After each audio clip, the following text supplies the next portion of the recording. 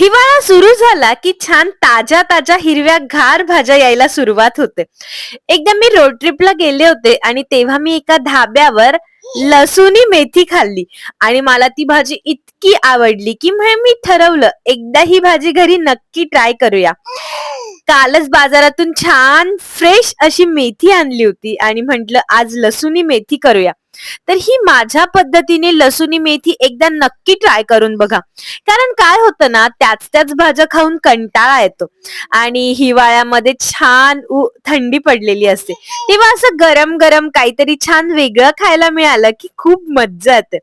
आणि आज डब्याला काय देऊ, तर मी म्हंटल की छान आपण लसुणी मेथी बनवूया ढाबा स्टाईलने आणि ही भाजी सगळ्यांनाच खूप आवडेल. तर तुम्ही तुमच्या घरी नक्की ट्राय करा. कारण आपण मेथी वेगवेगळ्या पद्धतीने बनवत असतो, कधी कूट लावून, कधी मेथीचं पाणी, तर कधी डाळ टाकून. तर आज मी छान अशी वेगळ्या पद्धतीची धाबा स्टाईल लसुणी मेथी तयार करून घेतली. चहा पराठा दिला. मिस्टरांना म्हटलं तुम्ही खा तोपर्यंत मी पटकन डबा भरते. आणि या भाजीला थोडा वेळ लागतो कारण वाटणही करायचं असतं, कांदा टोमॅटो कापायचा असतो आणि सकाळीच्या घाई गडबडीमध्ये थोडं पटापट करावं लागतं.